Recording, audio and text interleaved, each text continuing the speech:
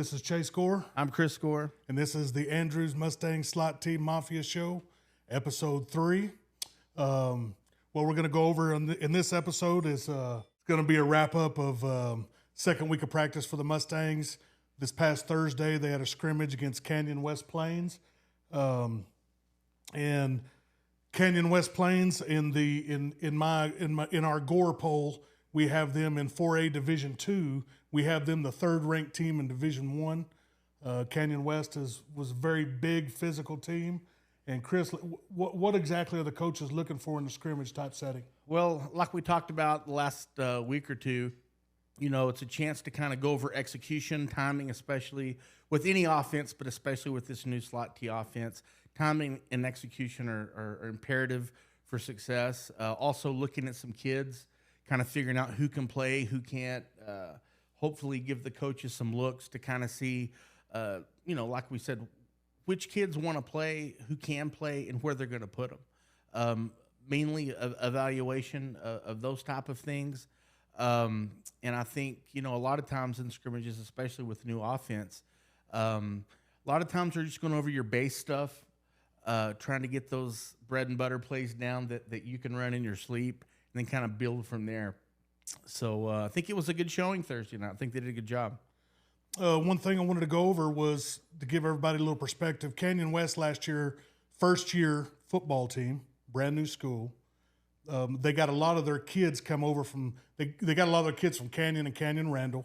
Last year they finished the season 7-5, and coming into this season, Canyon West Plains had 9 offensive and 9 defensive players coming back, and a stud quarterback that started as a freshman last year, and he's a 15-year-old sophomore this year. Yeah, the West Plains, like you said, was a new school last year. They drew a lot of their kids from Randall. It's right there in southwest Amarillo, kind of between Canyon and Amarillo. So there are a lot of Amarillo kids there too. I suspect they'll be 4A Division I come February realignment. So they won't be Division II for long. I think they're in that district up there with Seminole, Borger, Perryton, Levelland. I think West Plains is probably the unanimous pick to win that district. Like you said, 9-9 coming back. They've got a Division I type kid playing quarterback who's just a sophomore, and some really big kids. So, they're going to be a good team. It was a good test, and the Mustangs held their own. They looked good Thursday. So before I get into the stats of the scrimmage, just kind of want to give you the format of the scrimmage. So first team offense runs 15 plays and for both teams, both ways against their first team defense.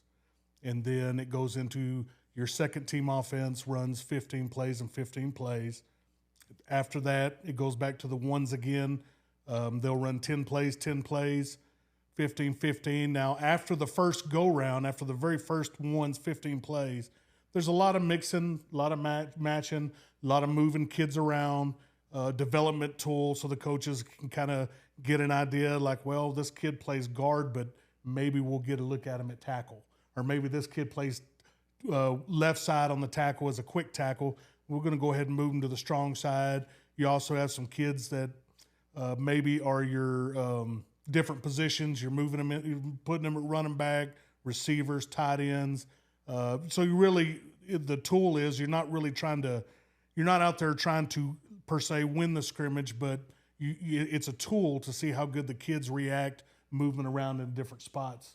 Yeah, and you hope what you want to see is improvement from that scrimmage to the scrimmage tomorrow against Pampa, and then obviously the big step, the big first real test next week up at Canyon Randall. That'll give us a good idea of where we're at. Well, I want to go ahead and go over. So the scrimmage, when it started, Andrews got the ball. They started at their own 30-yard line. Andrews marched down the field in 13 plays. They had a 13-play drive and scored. On that drive, we had running back Leroy Mian had 4 carries for 10 yards. Fullback Merck Size had 2 carries for 16 yards. Quarterback Aiden Olivas had 2 carries for 12 yards. And Jay Sean DeBose had 3 carries for 25 yards. And on the end of the drive, Merck Size ended up with a 1-yard touchdown run to cap off the drive. And on that drive passing, we were 0 for 2 on that drive passing. But it was a very impressive 13 plays, 70-yard drive for the score. I was very impressed. They look very sharp. Yeah, and hope they can just build on that, and like we said, take a step forward and improve from last Thursday to tomorrow, and then keep improving on through next week when we go up to Canyon, like we said, for that first game when it really counts. Probably a little more of the same tomorrow against Pampa. Evaluate some players, maybe look at some different people in different places. Coaches kind of get an better idea of where they're at execution-wise, especially up front with the lines. So important in this slot T offense, and hopefully, they'll be ready to rock and roll next Friday night up in Canyon. On the defensive end of the ball, Canyon West, their 15 plays, it took them 15 plays to go 70 yards. But one thing I will say on the drive, so a lot of times you'll get a holding call or you'll get a penalty, and they don't mark it off. They just blow it dead right there, and you continue the drive. So on the drive, it took Canyon West 15 plays to go 70 yards, took all 15 to score. On that drive, they did have a big run, a big chunk of that. 70 yards was a 30-yard run, which in a regular game would have been called back for holding, but they went ahead and just blew it dead, and you go to the next play. Also on their drive, they were about on the 25-yard line, about play 13, and the center air-mailed it over the quarterback's head. In a real game, probably would have been a 20, 30-yard loss, literally. But they just blow it dead. You continue from there. On that drive, Canyon West had 11 rushes for 62 yards, and they were 1 for 5 passing for 8 yards. And also, just a little highlights, Juan Hernandez and Diego Peregrino, they split a sack on that defensive possession, and Dalen Jeffcoats actually forced a sack whistle. Once they start breaking down on the quarterback, they'll go ahead in a scrimmage. They're going to go ahead and blow it dead, trying to protect the quarterback. Yeah, and I think, like Chase was saying, there was a lot of kids on defense, a lot of new faces who really stepped up and got after it on Thursday. I'm sure the coaches will be looking at some other kids to plug in, maybe move some kids around to get that right fit before they kick off next week for real. Tomorrow when they scrimmage Pampa, kind of move some kids around. But, yeah, it's an exciting time. Kids look good. New offense, it's coming along. Execution will improve week to week as the kids get more comfortable. And, I'm excited. I'm like I said, I am ready to kick it off up at Happy State Bank Stadium next Friday night against the Randall Raiders. And one other thing I wanted to touch on so tomorrow they'll be up in Lubbock Cooper against Pampa, second scrimmage. We're looking forward to that, and been watching practices this week, and a lot of the plays that they're running in this scrimmage are just their base. I guess you could say just their base plays. They really don't get into a lot of their you haven't seen a lot of their sweeps yet, speed sweeps. They're just working on straight dives, counters, your basic plays, and they looked impressive doing that. This week in practice, you've seen a lot more of those. I'm wondering if in this scrimmage coming up at Pampa, we're going to see some of those inside and speed sweeps. Well, I'm sure they'll expand it a little. You don't want to show your whole hand, and this being a new offense, you've kind of got to get the basics down before you can expand out. The faster you do that, the better your offense is going to be, so we hope that they can get that going. But I'm sure you'll see a little bit more diversified offense as far as running plays. Obviously, we're not going to throw a lot this year, but I think that they'll expand off what they did last week. Not show your hand, especially with a real game coming up next week. They'll have some surprises for Randall. But, their new offense, they'll expand week to week. And but like you said, it's extremely important to get that base down, those trap plays, those dive plays, a lot of that stuff, because a lot of this offense builds off of that. Some of your traps, your cross buck, sweeps, type plays builds off of those inside traps, dives, and so forth. So, they're moving along, and I think week to week we'll see an expansion of that, along with better execution, timing. They should just get better and better as the season progresses. Well, we're going to go ahead in this next portion. We've got two of the Andrews Mustangs that are here in the studio, and we're going to be doing live interviews in just a second. All right, we're here in the second segment of the Andrews Mustang Slot Team Mafia Show, Episode 3. We're going to live interview in studio. We have defensive lineman Diego Peregrino, number 79. This will be your second year starting on varsity, correct? Yes, sir. Glad to have you here. So we're going to go ahead and start off. Who is your favorite football player? Aaron Donald. Yes, sir. Aaron Donald? Yes, sir. Tell me what you like about him. Well, he's a freight train. He runs. He's unstoppable. A lot of offenses rather let him run by. I don't know. No, I don't want to block him. He's a crazy guy. When he comes to practice, I mean, he's working everybody. Anybody who wants to go up against him, he's not afraid. He's strong. He's athletic for a big man. I mean, if you're big, you got to be athletic to be.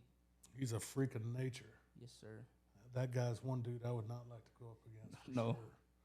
Sure. And so we're going to go ahead and go into the Mustang questions.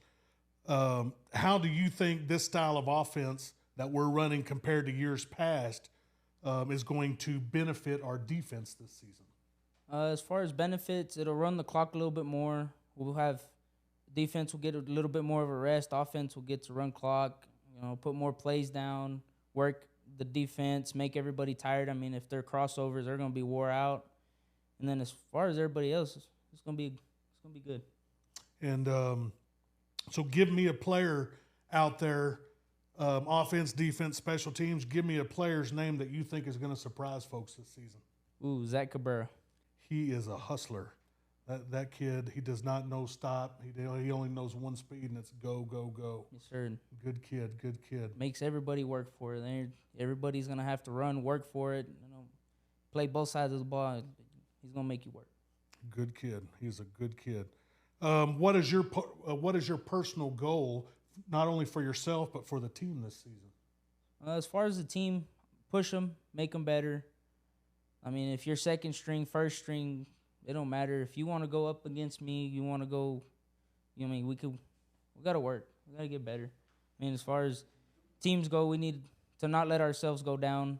I mean, work more. Try to keep everybody positive attitude. Yes, sir, so that we don't get that one stop and not want to work. Just keep working until the clock's done, the game's over. Just make a bad play, you're like, hey, forget about it. Let's go to the next one. Yes, sir. Just make them keep going. That play already happened. Let's go pick up the next one.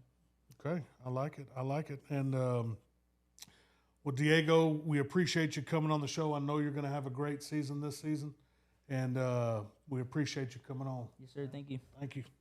All right, we're here in the next segment of the Andrews Mustang Slot Team Mafia Show, Episode 3. Here in studio, we have fullback for the Andrews Mustangs, Merck Size, number 30.